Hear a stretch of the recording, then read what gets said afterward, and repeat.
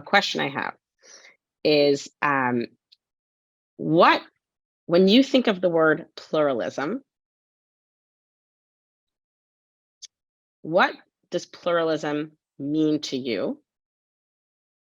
But I want you to choose between one of two words. The first word is unity. For you, does pluralism mean unity, or does it mean diversity? Okay, and you can answer in the chat. I'm giving you two words. For what? When you think of the word pluralism, or the idea, a notion of pluralism, which word adequately captures that idea? Is it unity or diversity? And I invite you, you guys are so good. You already went into the chat. I'm seeing no unity whatsoever. Okay. Okay, mostly diversity, but I see there were a few that ventured to almost go so far as to suggest possibly the idea of unity. For anyone who shared diversity as their word, does anyone want to give a little one or two sentences to explain why?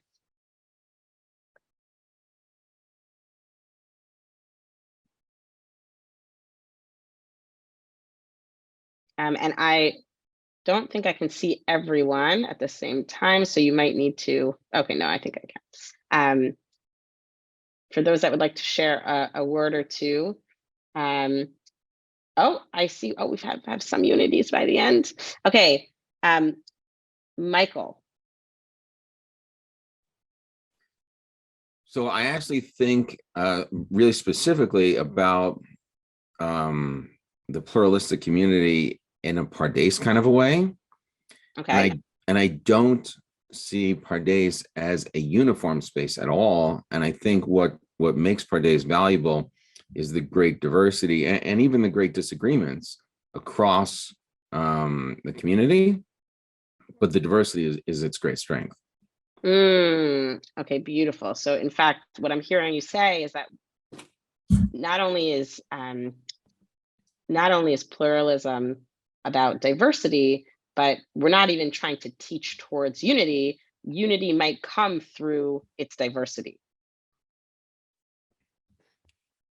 It could. We're unified certainly around the idea that every voice matters. But each voice could be distinctly different and in contradiction to another one. Beautiful. Okay, thank you. Bracha.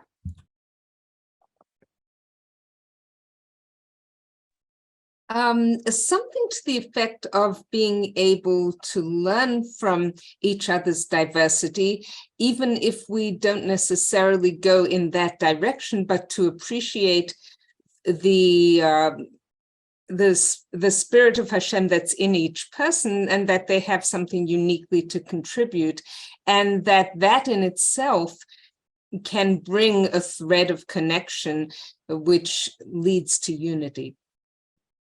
Beautiful. So similar, it sounds like, to Michael, which is it's this notion that every voice belongs, and in seeking those voices, we are unified around a shared mission.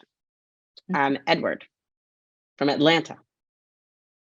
Well, that's actually where I was going to go. The idea that, everybody engaged in the conversation with their kind of diverse kind of approaches, understandings, social locations, are engaged in a shared enterprise to come to some better, if not optimal, response to whatever the situation is.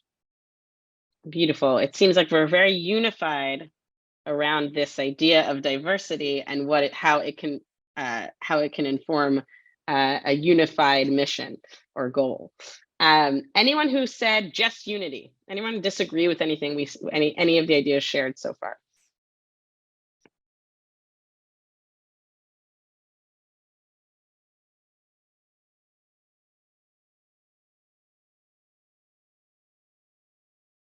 Come on, somebody somewhere sort of has something they want to say.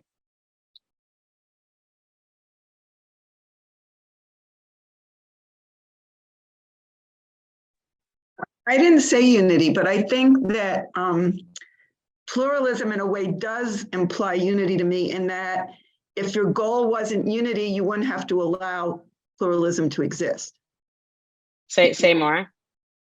If you weren't concerned about maintaining unity, then pluralism wouldn't be a concept, wouldn't be an issue. You would just all be in different places, different camps, doing different things. It's only because you are, not only because people have expressed other reasons, but it's the desire to maintain unity that allows, that causes one to pursue pluralism. Otherwise, one might just stay with one's own views and one's own fellow travelers or whatever. Okay, beautiful. So Carol, you're even taking us a step back.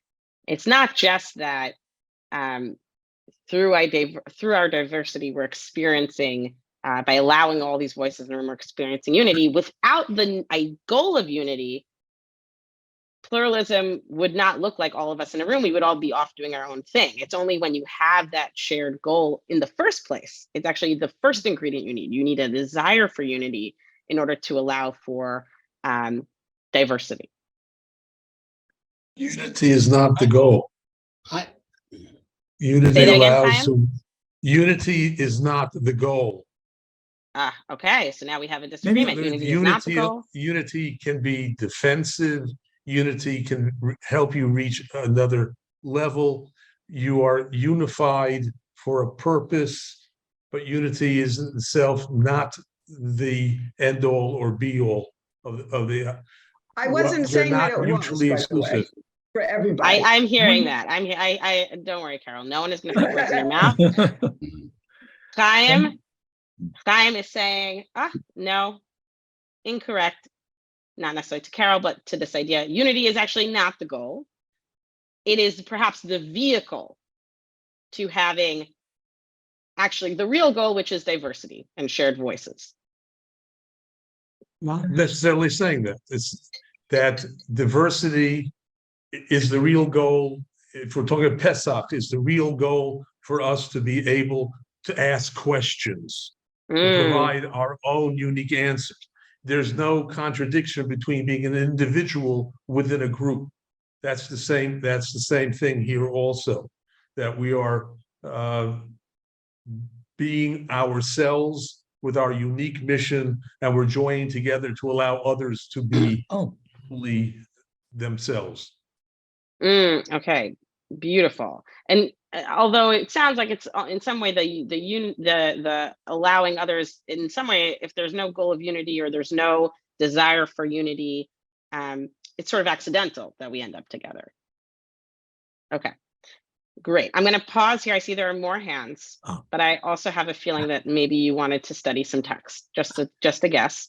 What we're going to do, actually, Monica, would you mind sharing your screen for the source sheet, just quickly, the beginning of the source sheet?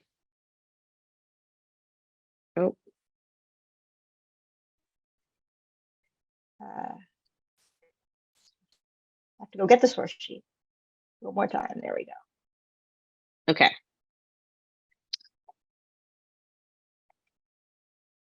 One of the things that we started to talk about already is, are these words, and it sounds like most of you think possibly, these words compatible, or are they inherently contradictory?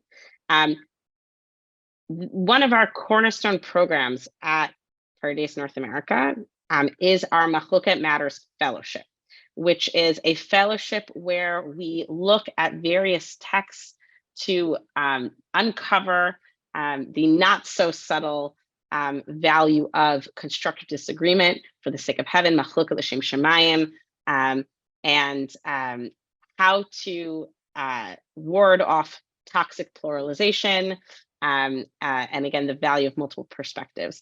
And it just so happens that once you start getting into that frame of mind, you see Machloket everywhere, including in our Pesach story. And one of those hidden gems is this source from our Maggid section of these 5 rabbis in Bnei Brak, who are sitting, Misubin b'Bnei Brak, Vayu Misaprim b'Yetziat Mitzrayim. They're talking about the story of Exodus of Egypt all through the night. This is a very famous story until their students come and say, "Higiyaz man kriyat shema shel shacharit." It's time to say Shema in the morning. You've been talking all night. And then we have this quick little follow-up. Amar Rabbi Elazar ben Azariah, Hare ani kiven shivim shana. Look, I am like a man of 70 years old. This feels pretty random. Why are we jumping from this story to that story? What are these stories even here for? And so that's what we're going to study today. We're going to find that actually these two, not only are these two stories connected, but they are about an incredible story of rupture and repair within the Beit Midrash. So for the next, let's say 20 to 25 minutes, we are going to break it in Chavruta. Now, I understand not everyone is available for Chavruta. You are going to have, we are going to empower you to share with your Chavruta if it is possible for you to Chavruta, and if not, you'll read the sources on your own. You are going to study the source 2, which is quite long. There is guiding questions on your source sheet. This source involves 2 essential characters, Rabbi Yoshua, who's in our first source, and Rabban Gamliel of Yavna, each of whom embody one of the 2 values we mentioned and not the other, unity and diversity. Oh. And what happens when those values come head to head against each other? And just a little bit of context is this story, this Haggadic text takes place in a time of very recent upheaval and turmoil and chaos. The Second Temple has just recently been destroyed. Jewish practice, as they know it, is rapidly changing. Rabban Gamliel is the first person post-destruction to lead as both the Nasi, aka the representative of the Jewish people to the Roman Empire, but he is also the head of the Beit Midrash of the rabbis of Yavna. And under his leadership, he is able to unify various bitter fractions amongst the rabbinic sages, namely Beit Hillel and Beit Shammai, and the bitter feuds that existed between them. And he has this realization that during this chaotic period, we need everyone to be under one house. We need everyone in Yavna, and we need to get together and have a unified message. And we're going to see how exactly does that play out. Okay, so in Chavruta, we're going to look at, again, source 2. There are guiding questions on your source sheet. And as a reminder, one of the questions we're going to hold, one of the big picture questions is, are unity and diversity inherently compatible or contradictory? And what is the cost of focusing on one over the other? Okay, any questions before we dive in? Okay, one last chance. Monica, just if you could share, just in case anyone signed in late, can we share the source sheet? Actually, I'll share the source sheet, and if you can create the breakout rooms. Okay.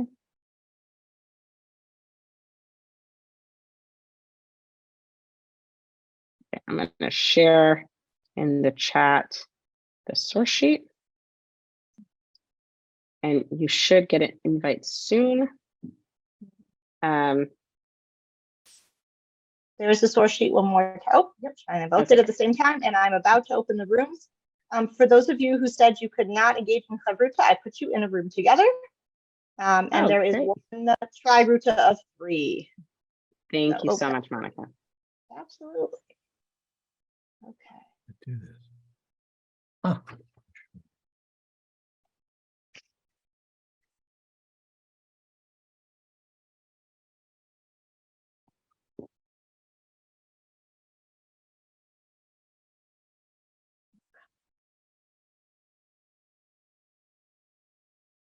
Okay, Chaim, if you want, just Hi. click breakout room.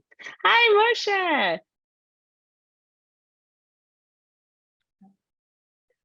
You are muted, Moshe, in case you wanted to tell me something. Oh, thank you. Sorry I'm late. Oh, not a problem. Okay, let me just share the source sheet, just in case. Nope, he popped into the, Okay, that's great. No he problem. popped in his breakout room. Okay, No all right, I'm gonna pause this. Okay, welcome back, everyone. From some of the smiles, I can tell some of you were in the middle of saying the most incredible idea, and I stole that moment away from you. Don't worry, we're going to share with everybody. I couldn't let it just stay in the room. We needed it to be for everybody to enjoy. All right. I want to. It's a long text. Out of curiosity, how many of the folks here got through the whole source? Ish. Okay. I like Fern and Bracha have created dances around. Not totally. Okay. Great. Sort of. Yep. Renee too. Oh, Chaim, now it's a competition. Now it's who's going to have the best dance, the best Torah dance. Amazing. All right. Before we dive in, can someone briefly, even if you didn't get through the entire source, but gotten through most of it, can someone summarize our source for us? And I cannot see all of you at the same time. So it might be if your hand is raised and it takes me a while to see you, I apologize.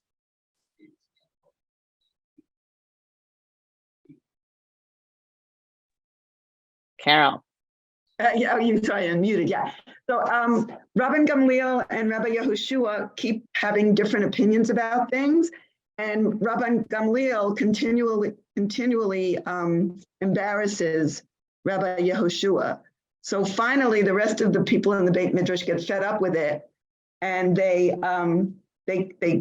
kick out Rabban Gamliel from his position as the head of the Beit Midrash, and then they decide to appoint Rabbi Elazar ben Azariah because he'll be immune from pushback, unlike Rabbi Akiva, for instance. And then it turns out that it becomes a much more open Beit Midrash because Rabban Gamliel had certain standards, and under Elazar ben Azariah they allowed, I don't know if it was everybody, but 400 new people to come into the Beit Midrash. So, and they were actually able to figure out the answers to open questions in the law. Beautiful. Okay. Anyone want to add to this summary? That was wonderful. Add, edit. I just, so yeah, I think that was a great summary. So thank you. But also I feel like we didn't get all the way down to the bottom, but as we were learning this passage, it just, to me, the underlying message is knowledge is a wonderful thing, but it's not the be all and the end all. And if you don't know how to conduct yourself like a Ben Adam, like amongst people and in a way that is inviting and nurturing, it doesn't matter what you know. It really is nothing, really, because you don't know how to conduct yourself with your fellow person. So that was a big message for me. Mina, I'm hearing a critique already. I'm hearing an interpretation, which was not what I asked, but I will allow it because I am not Rabban Gamliel. I will allow for this interpretation. Thank you. Which is, there's a way to go about doing things. Right. Like a mensch. Right. Yeah. Beautiful. Fern. We thought it was interesting that even though it was not his style, Rabban Gamliel didn't avoid the study hall, even though the ruling basically went against him. So interesting. So, and perhaps in character, out of character. Let's get into Rabban Gamliel a little bit. Let's understand Rabban Gamliel. I think I don't think I'm giving anything away. Is our unifier. the one who values unity above all else. How would you describe his leadership style, and why might he be so threatened by Rabbi Yehoshua? And what clues in the story are you using to get to your answer? So how would you describe Rabbi Gamliel's leadership style? Moshe, you're going first. I'm just going to repeat the question. How would you describe his leadership style? Why might he be threatened by Rabbi Yehoshua? And what do you see in the text that is informing your answer? Moshe. So you said he believes in unity. Well, it's unity if you do it my way. But if there's a differing opinion, then you can say we're unified because nobody disputes me. But in fact, they were totally not unified. And of course, his style of leading is just, I'm right and you do what I say. And if you don't, I'm going to punish you. And I'm going to embarrass you, which was really probably to me the worst. And clearly it's not a style that I don't know how long it was that way. I don't know how long before they rebelled and kicked him out. So maybe he was there a long time. I don't know. We don't know. It's a good question, right? How many years exactly? It would seem like a while, perhaps, but it's not exactly clear, because before this, they even mention there's a few other instances where Rabbi Gamliel kind of goes too far. That is alluded to. There's another story with Rabbi Yehoshua that's mentioned about Rosh Hashanah. It's actually in Mishnah Rosh Hashanah. Rabbi Yehoshua believes that there is he disagrees about the day of when it is Yom Kippur. He disagrees with Rabbi Gamliel, and what does Rabbi Gamliel do? He makes him carry money and his belongings, and he makes him walk up to him to Yavne on the day that Rabbi Yehoshua believes is Yom Kippur. Okay, imagine what that must mean. If you believe today is Yom Kippur, it is the most holy day of the year. This is the most important day for me to do good, to do the right thing, to practice, not to hold my money, not to, right? And what does Rabbi Gamliel do? Nope. I'm going to force you to do this. Okay. So absolutely. Again, we're getting an interesting picture of who is Rabbi Gamliel and how does he lead. What else do you notice about the way Rabbi Gamliel views the Beit Midrash?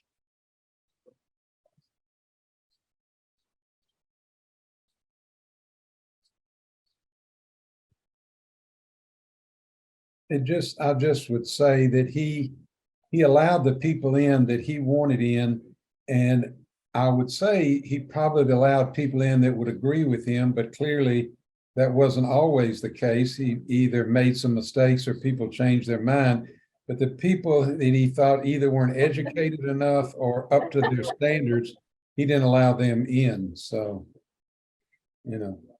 Beautiful. So he has a guard at the gate. He gets to decide who comes in and who does not. We hear already, Moshe also shared, if you disagree with me, unity means my way. I saw a hand, Edmund, yes. And I can't wait to hear what you have to say, Edmund, please. Yes, there you go. Yes, okay. But it would appear that Rabban Gamliel refused to allow people in who are not of the highest moral character.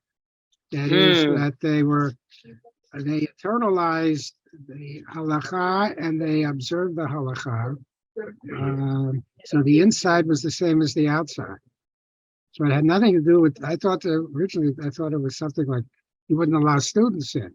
But I don't know about that. I think he had some real, very high moral standards himself, although maybe he did not live up to them. We could argue that. But certainly he had these standards, and he wanted the Beit Midrash to be the place in which those standards were subscribed to. So Beautiful. Good. Thank you, Edmund. Thank you for coming in defense of Rabbi Gamliel. Someone had to. Someone needed to take this stance. right? Rabbi Gamliel has standards. What's so wrong with standards? Is that really such a terrible thing? Maybe not everyone deserves to come into the Beit Midrash. Maybe I'm protecting the Beit Midrash by not letting everyone in. Cindy. I think for Rabban Gamliel, it's all about conformity.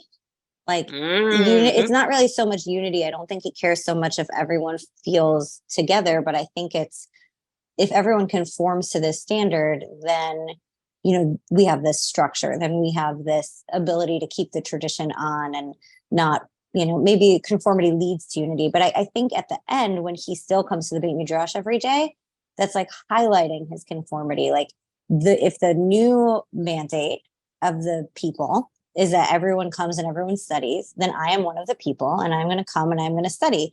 And like his values don't change. He's not like anti the Beit Midrash suddenly. He's just like, okay, this is what we do. And so I'm not going to not do it.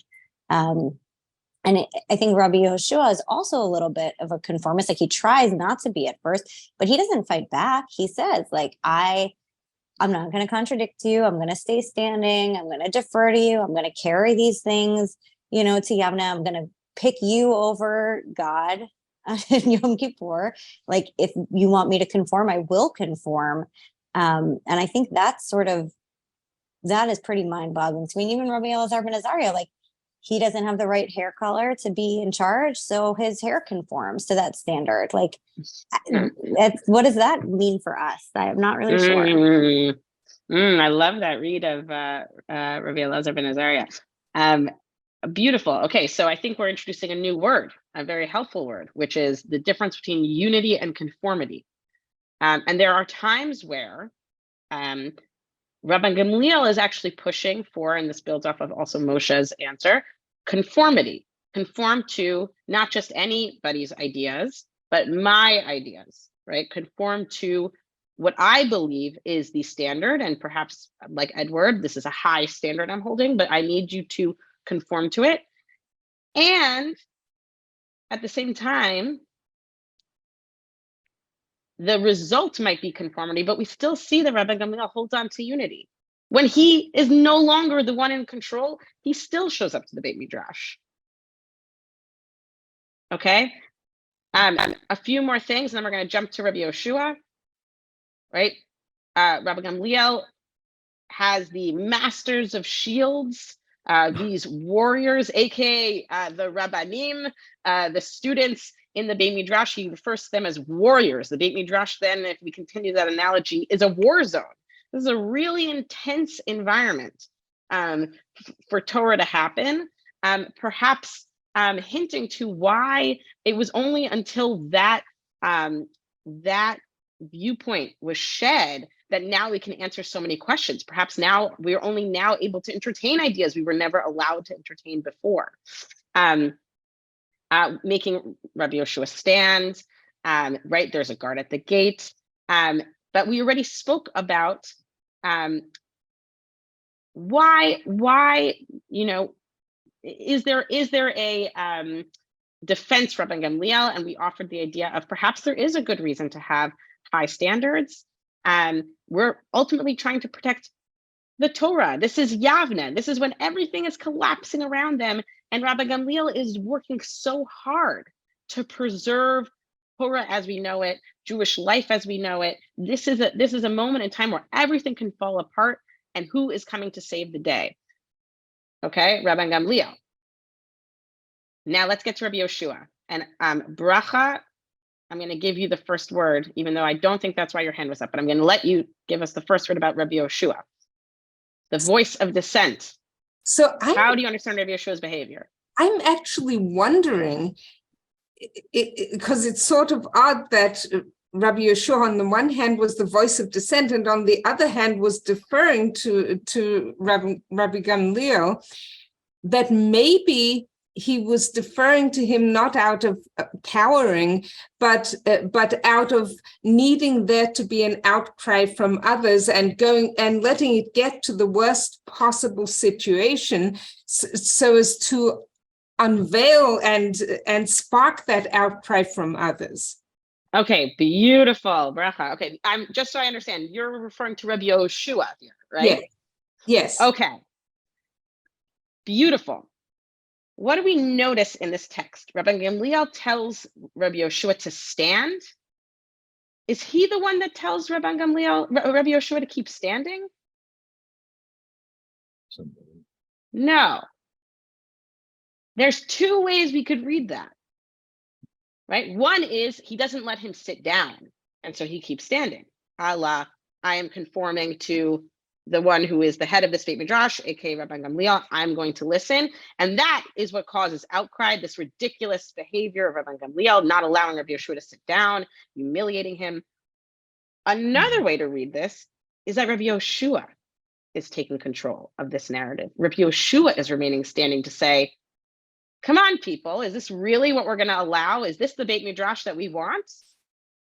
And all of a sudden, that standing is a power move, a power play, because ultimately it's that move, it's that moment where there's suddenly a change. Anybody else? Any other thoughts? Cindy?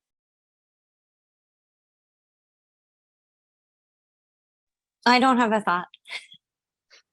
I don't believe that for a second, but I'm going to let you come to your thoughts more slowly. Anyone else? Jonathan, did you want to share?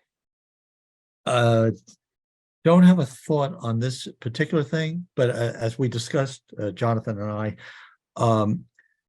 I think that disjunction or gap between unity and diversity is actually sort of undercut a bit by the way the Talmud operates over time, which is that decisions are made, are granted as the controlling decision, but the dissent is always kept in the record.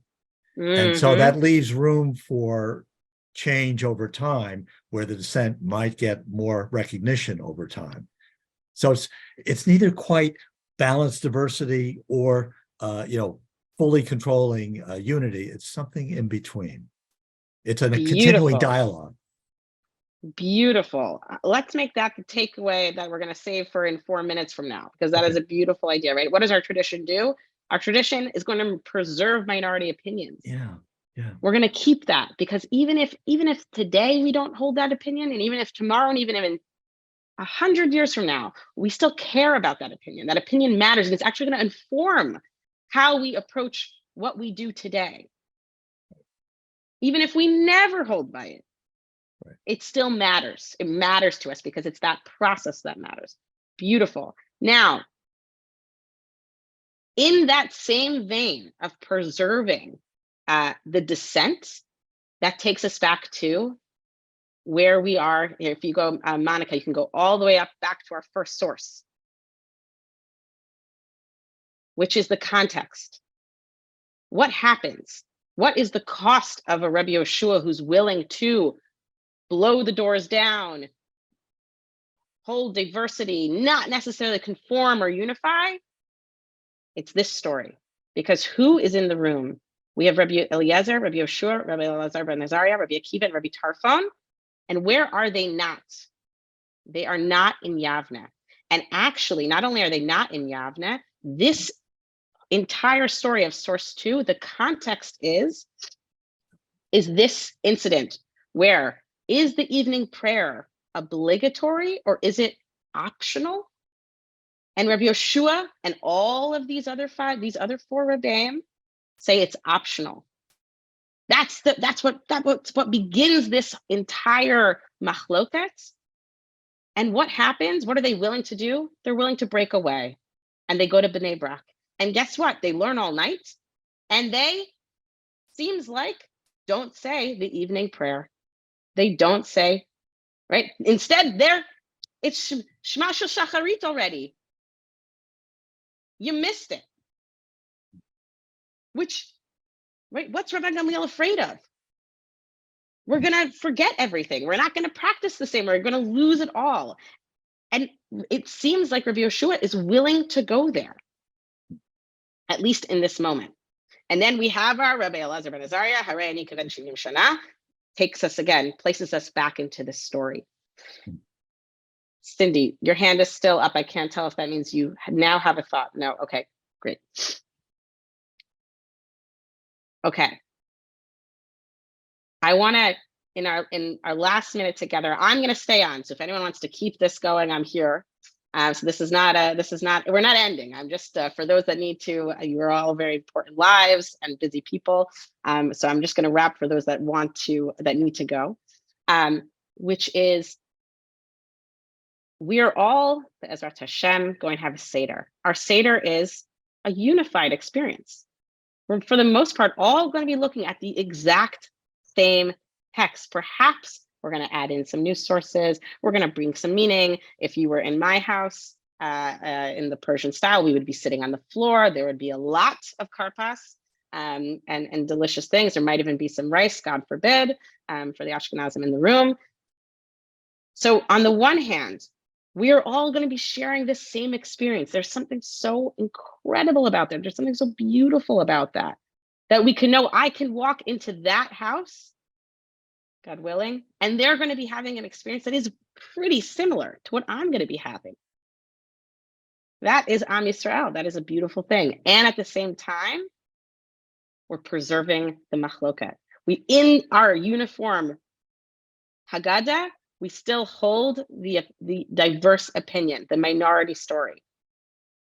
We allow for difference, for change, for diversity. And so I hope that you take this with you to your Pesach Seder, a little Torah, a little bit more into the backdrop of what we are gathering together, and some of the color to our Seder. So again, I'm going to hang on if everyone wants to keep talking, but thank you so much.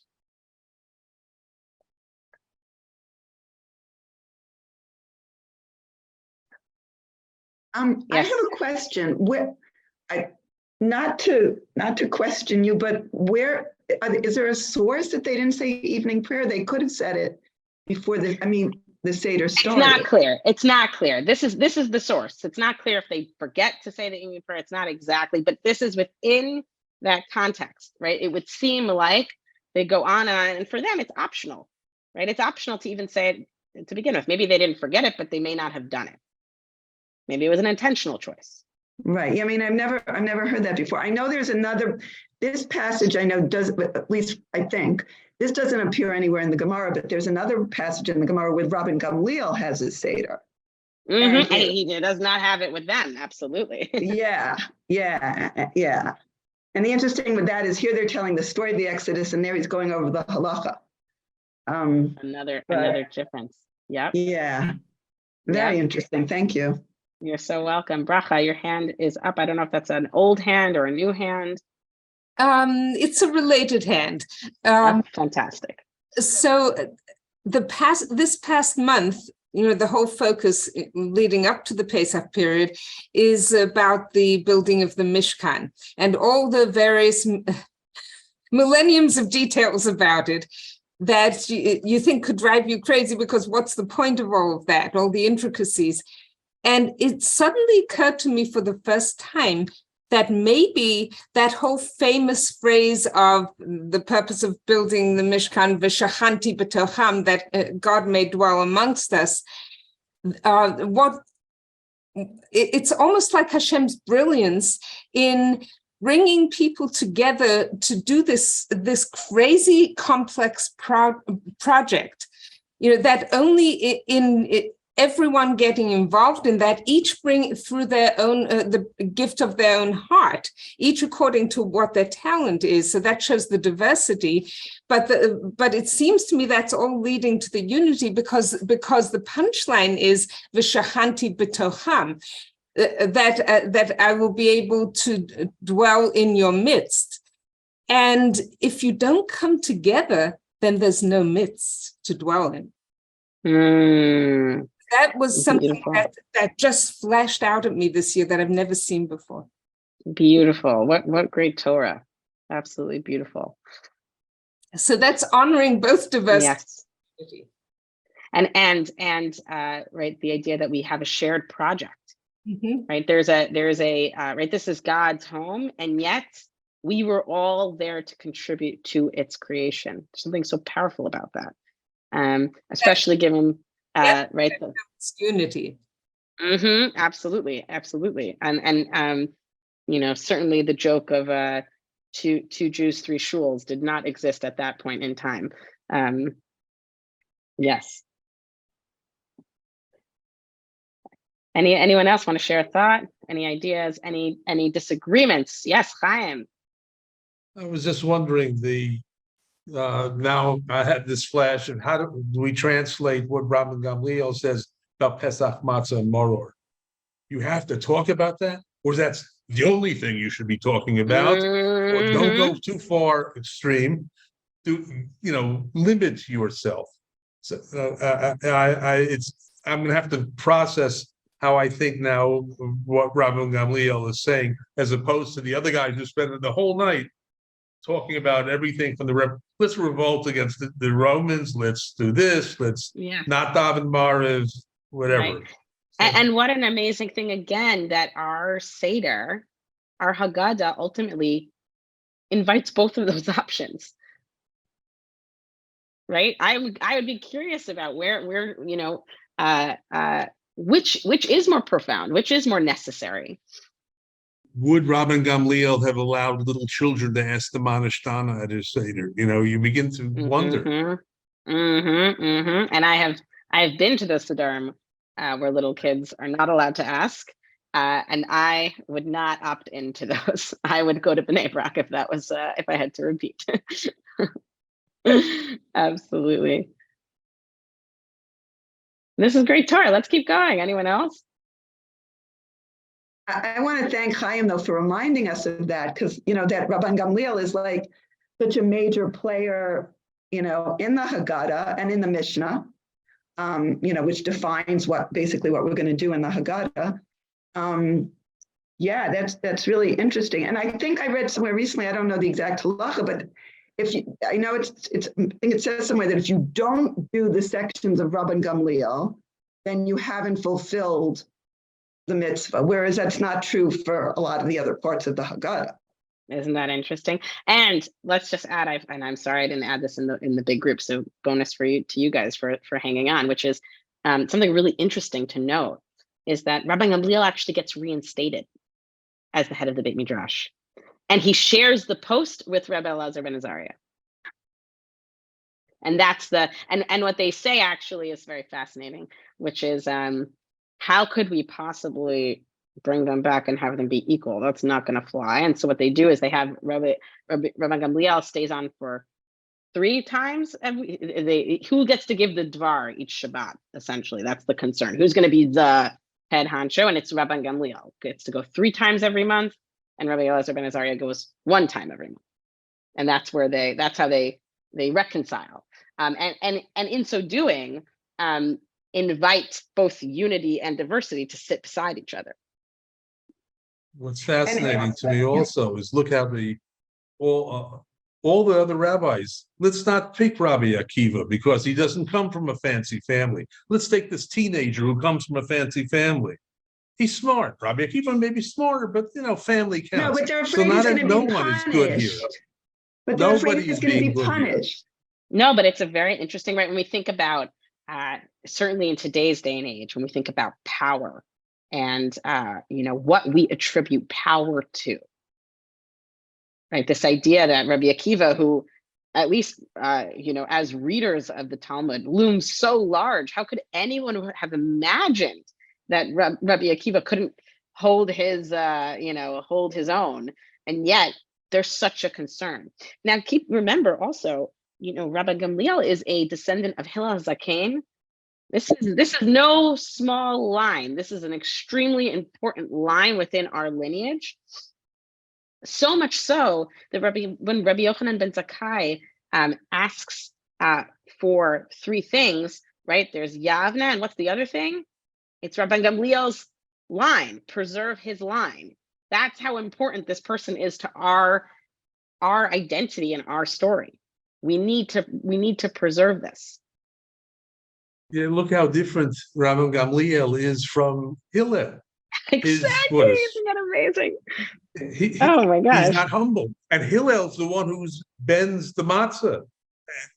So that's not and puts his face to the roof to try to look into the Beit Midrash because there are guards at the door. Exactly. Exactly. But Shani, you said it was a different time. It was a different time. And as a matter of fact, when Hillel came, like they didn't know, I don't really know that much about that period, but they didn't know answers to certain questions. And it wasn't because of disruption from outside enemies. I mean, Rabban Gamliel is, I agree that he's probably haughty and he's a big shot, he's got the yichus, but he's also what you made very clear that he's trying to preserve.